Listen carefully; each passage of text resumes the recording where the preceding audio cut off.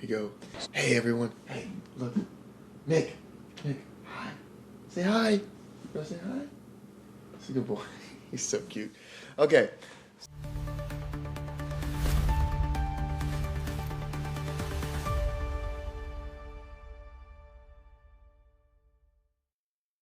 Hello everybody, we're going to start this episode off with the topic of the week. Now today's episode's topic is TikTok, which I love TikTok.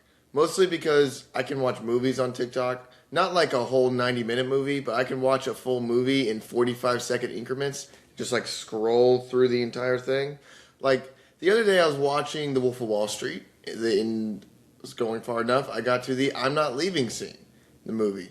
Great scene where Jordan Belfort, Leo DiCaprio, reiterates that he's not leaving despite pressure from local law enforcement for crimes or for financial crimes he definitely committed. So he's going through, I'm watching this fraudster drug addict give me this very motivating speech, while there's also this weird AI voice in the background going, he is saying he's not leaving. He built this brokerage firm with his own brain and cocaine. He cheated on his wife the first possible chance he got. Side tangent. That dude deserved all the karma in the world. All the karma. So, all that. Also, another thing.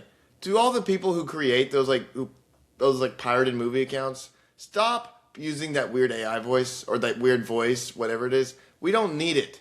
I just want to watch the movie in 45-second increments while I'm scrolling when I should be doing something more productive. Thank you.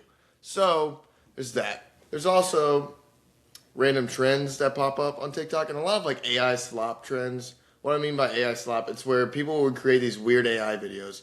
And there's one I've seen over the last couple of weeks, and I just genuinely want to know, who is Tung Tung Sahar? And why is he popping up on my For You page, cutting holes into fruit, and then building bachelor pads inside them? I don't get it. And if somebody knows what's like the purpose of that, please let me know. I would love to figure that out. So it's that. But now we're going to move on to another serious part of this. So, a lot of religious people on TikTok, a lot of people who try to promote and share the gospel, which is great. They have every right to do that. But there are all those people who try to sell you a prayer journal. They're like, God, your relationship with Jesus is tarnished. Buy this prayer journal to restore it. It's like it gives off that message of like, your relationship with Jesus is bad, and it can be fixed for $19.99 plus shipping and handling. Look in the description below. It says creator earns commission. You're like, really? Really? What in the Joel Osteen is that? I'm not buying your Temu 365-day prayer journal. Just stop trying to sell it to me. And then there's also the people who will go like, God is about to bless you beyond your wildest dreams. Like, share, and comment to claim. And I'm like, okay, that's just not right. That's not how that works. Like, and I sometimes wonder, what if that did work? Like, what if I went to heaven, like I died, went to heaven, and I go to God, I go, God, why didn't you bless me beyond your wildest dreams? And he'd go, my son, it was because you didn't like share and claim on Stephanie's TikTok. I go, that's what it was. And so, we have that. But now, what is the main purpose of TikTok? It's for white women dancing. Of course, there are many people who've become famous because of their popular dance moves on TikTok. Like, for instance, Addison Rae, Charli D'Amelio. Like, Charli D'Amelio is one of them. I think she's just a little bit older than me. And she now has over 100 million followers, or probably north of that by now. But she became so famous that there was a girl named Ellie Zeller who got famous because she looked like Charli D'Amelio. How insane is that? It's not, like, that's just insane. And another thing with TikTok, there's also a lot of podcast clips. And the problem is, like, you have the podcast clips. Like, I see so many Joe Rogan clips, which is cool. I like Joe Rogan. But below it, it's always like Subway Surfers. Like, it's always like Joe Rogan talking about some serious issues like abortion. And then below it, it's just somebody playing Subway Surfers. And I just don't get it. I don't know why that's the yin and yang with it. So we have that. I also want to highlight some history of TikTok. Like, remember when it was shut down for a day because of Chinese influence? You remember that? when the U.S. government was coming in like proud parents, like this is bad for you, and we are stopping it. And we were all like, we know they're doing that, but we don't really care. We all kept using like, oh, Chinese are stealing our data. Oh, I'll post about it on TikTok. Yes, I will allow to share my photos and data across my phone to improve my experience. Yes. Also, let's not act like Meta and all these other platforms that have been doing it for years.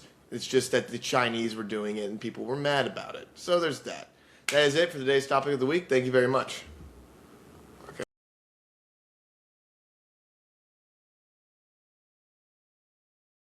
Okay. Hello. So we're very excited to have Daniel here on our discussion today. Daniel, thank you for joining us. Yeah, Drew, thank you. I'm excited to talk some baseball today. This is great. Yeah. Yeah, no, so as kind of like our MLB contributor and all thing, we kind of like know the CBA, the collective bargaining agreement, it's coming to an end, I believe, December 1st. So if you could kind of just give us a brief explanation of what the CBA is. Yeah, of course. So the collective bargaining agreement, like you mentioned, is known as the CBA. It's kind of the rule book that kind of dictates the agreement, the financial agreements between the owners and the players.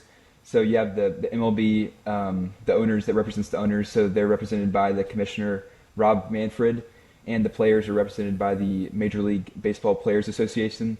So it kind of outlines the economic kind of rules between how the owners structure salaries and everything like that. So that's coming to an end, like you mentioned, on December 1st. This Yeah. newest iteration of the CBA. So that's kind of a big topic in baseball right now. Yeah, and it's a big topic to those of you who kind of are joining us, kind of learning about this. So the baseball is the only professional sports league that doesn't have a salary cap. Another, and a big topic that's come up is the salary cap.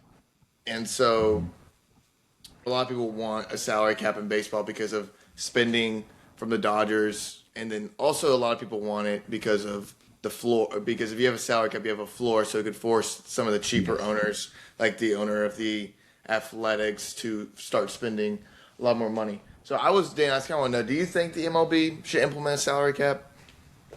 Yeah, well, you're right, Drew. That's the biggest point, kind of the factor that's going to be in the way of this CBA being agreed upon this December or before December. So I think the salary cap is a huge deal, and I agree. I think that there should be a salary cap because, like you said, every single major sports, the NBA, NFL, MLS, everything has a salary cap. So it definitely it's crazy how teams like the Dodgers have gained an advantage through spending more money, and they do have a luxury tax, which is a tax that if teams spend over a certain threshold, I think it's like 244 million right now. If they Yeah. spend over that, then they'll be penalized. But the Dodgers, they have so much money, they don't mind it, and they've gone, a significant amount over that luxury tax. But I think the biggest deal that I think could help the CBA be agreed upon is the salary floor, like you mentioned, and that's going to be the biggest turning point I think here. That it could get the salary cap agreed upon. The owners want it, the players don't. That's the biggest dispute that's kind of come up with the new CBA. So I think there should be one because there is teams that you can't spend as much and teams that can spend a lot. So I think there should be one. Yeah. Yes. And so, like on top of that, I kind of want to touch on this is another thing that I've kind of thought of, and I've hoped that there should be a spending cap where the Dodgers and the Yankees in free agency can't go and buy a certain amount. They can't go above a certain amount spending wise on free agent players. Then also, I think you should have what would you call a spending floor where they have to spend a certain amount of money, and because to me, you see that a lot, like the teams like the Dodgers, the Yankees, they always go out, and even the Rangers over like 4 years ago started spending a lot of money. So upper to mid upper market teams start spending money, but teams like the Athletics, Marlins, they never spend any money. In fact, they kind of just become a farm system for those teams in certain regards. So I was wondering, would do you think like a system like that would work? I agree because, like you said, free agency is kind of the point in the salary progression for players where team control and before players hit arbitration. I think that's like the first 2 years, 2 to 4 years of service time, and then the 4 to 6 years is when they can start negotiating their contracts under arbitration. Yeah. So I think the players actually, the Players Association suggested, or they proposed a term where the free agency requirement, the service time requirement would be reduced to 5 years if you're over 30 years old. So that's, that would be an opportunity for the players to earn even more money through free agency. But I agree. I think teams like the White Sox or the A's that traditionally spend a lot less than other teams should definitely be required to spend more because they're receiving a ton of revenue sharing money from the MLB, tons of money. I mean, a lot of money. Yeah. So I think it's really unethical for them to pocket that revenue sharing money while they should be spending it. So I agree. I think there should be a minimum amount that they should spend, especially if they're receiving a certain amount of revenue sharing money from the TV deals and all that the MLB brings in. So I mean, I could see that being like around 175 million, maybe to 200 million. With the current luxury tax where it is at 244, maybe they could extend the salary cap to like, I don't know, maybe 250 or 275. Yeah. So I think there should be like a pretty, maybe like 50 million to 100 million gap there, where teams should be able to spend money. So, but what's interesting, Drew, is that like you see it in the standings today, you see the Tampa Bay Rays and the White Sox and the Milwaukee Brewers in the National League Central that are doing really well, and they're spending a lot less than, like you said, the Dodgers and the Yankees. And granted, the Dodgers are one of the best teams in baseball this year. It's encouraging to see that teams that aren't spending as much, like the Brewers and the White Sox, teams like that, are still competitive. And the Rays are great examples. So, but I still think teams like the Marlins and the Athletics that have been farm systems should have that floor. They should definitely institute that for sure. I'm glad you mentioned kind of like those lower spending teams because it's like Moneyball is a big example of that. Which, when you actually look back at Moneyball, they had a little bit more star players than they kind of let on. Like, they actually had some really good players, but they acted like they took total bums and made them into like superstar players. But I say that to go, like, there are teams out there that work. Like, Tampa Bay, I think, is a system. Like, they made the World Series in 2020. They've been competitive with the Yankees and Red Sox, like those higher spending teams, pretty consistently. And so it's not an issue like you need to go spend 150, but you do need to develop and build talent. And there's some teams that do that, and there's some teams that looks like they're just collecting a check. Like the Athletics, to me, are kind of always strike that, where they might get lucky once every 10 years and make the divisional or the wild card round, but they don't ever try to build on that. It's just they're kind of like, okay, we did that. We don't have them. We don't want to compete with them, and it's just kind of sad to see. So there needs to be some.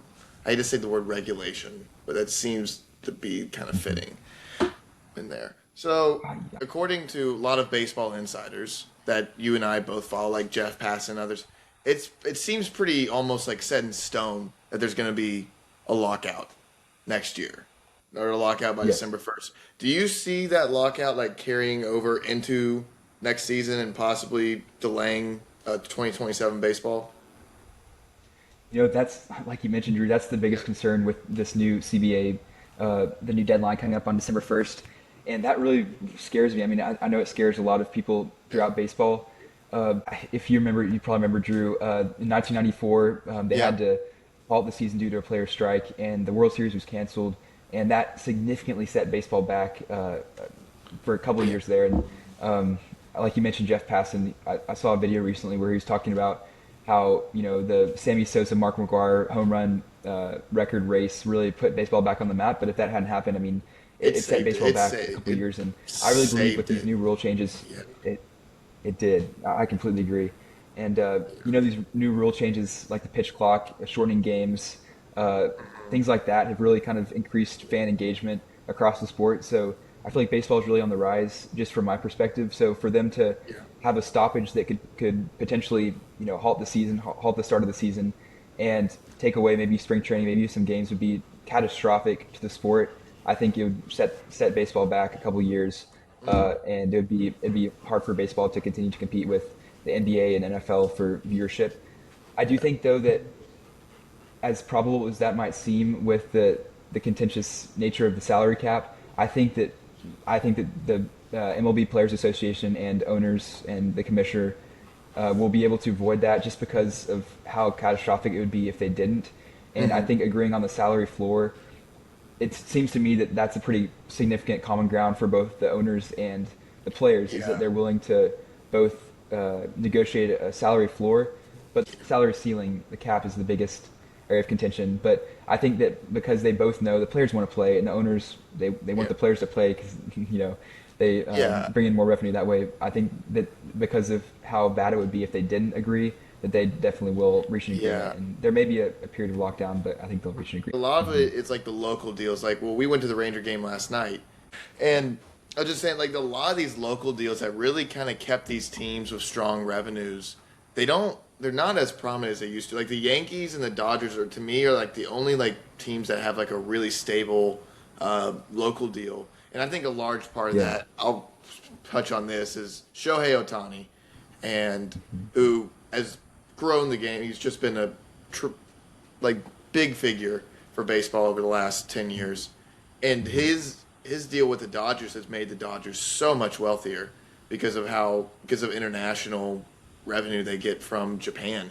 Another part of the CBA for me that I feel like owners might throw in, I would love to hear your take on it, because when I saw that contract, and I don't blame Shohei for that. I thought that was a great move by him. He doesn't have to pay California taxes.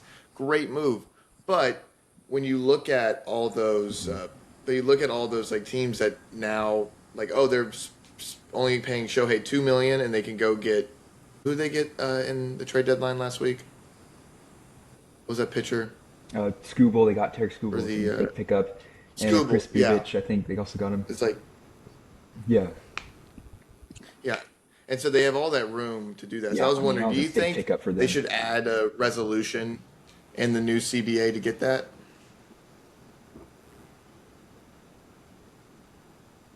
Yes, I think so for sure. I think, Yeah.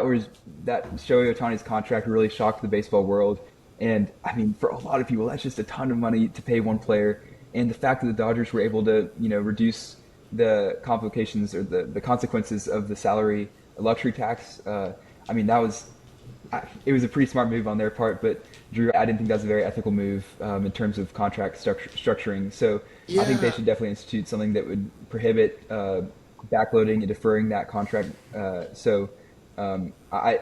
I think, especially for the Dodgers' sake, I mean, we've seen a couple teams do that, and I don't think that should be a potential option for teams, and as a way to kind of get under the salary cap, because that kind of defeats the purpose of the salary cap if they're able to defer money and stay below that cap, but still pay a player a ton of money like that.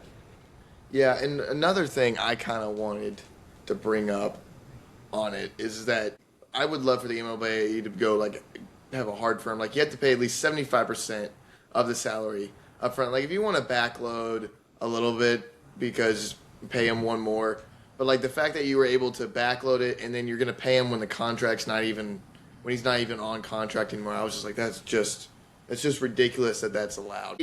Do you see the Dodgers winning the World Series again this year? I know they've been struggling as of late, but Yeah. Oh man, Drew. No, you're right. I mean, they've been the front runner for a while. With the acquisition of Scooble. yeah. Oh, Drew, I don't know. I just don't see a team beating them because of their pitching depth. And when it comes time for the postseason, every team wants more pitching depth. Every team needs more pitching depth.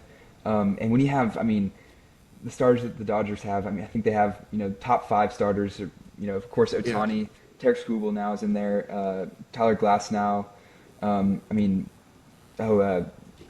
got just so many incredible pitchers. So I think that with their offensive firepower that they have as well, I don't see a team beating them unless a team gets on a hot streak like the Rangers did back in 2023. I think that it would take a lot to stop the Dodgers. A team might beat them. Might beat them like 3 games. It might take them to 7 games at most. But I just think that pitching depth that they have is really something that is tough to beat. So I feel like the Dodgers are definitely the clear favorites. Not stopping now, even like you mentioned that they maybe struggled a little bit recently, but I think that they've just put together such a monstrous roster that has so much firepower. So it's hard for me to see a scenario in which they don't go deep in the postseason and most likely maybe win the World Series again for a third time in a row, which is crazy. Gosh, yeah. The But last team to three-peat was? Was it the Yankees?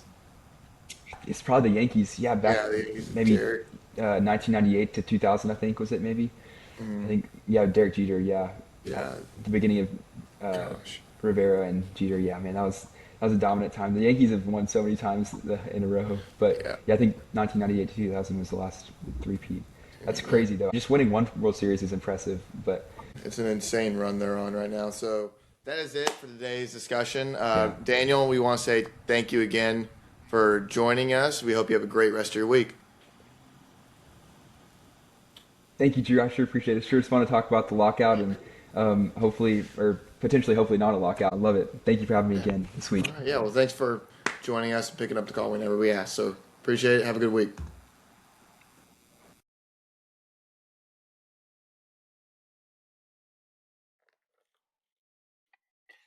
Oh, crap. Hey, what's wrong? I forgot my anniversary. How many years? 3 years. Yikes. What if I told you there was an app that could do all this for you? Seriously? Seriously. Introducing AIversary. Just add the people in your life, choose the occasion, and we'll automatically generate and send a thoughtful message right on time. Wow. This is really good. Is there anything else it can do? AIversary also covers birthdays, anniversaries, Mother's Day, Father's Day, Christmas, and dates certain family members celebrate. It'll even text that aunt your mom tells you to message every year, saying it would make her day even though you only see her twice a year. What if I need to delete someone? If you need to delete someone, just go into the dashboard and delete them and tell us the reason and poof, they're gone. Thanks for showing me this. AIversary, because remembering dates is hard. Because efforts and courage are not enough without purpose and direction. So we really like that quote this week. Again, thank you for watching this episode, and to all of you who have joined DI Feed this week, we've gotten a good amount of support from that. We also like to say we know there have been some issues with the forgot password. We are trying to fix that. So that's it for this week's DI Feed updates and DI Feed rundown. So thank you, everybody. Hope you all have a great week. Good night.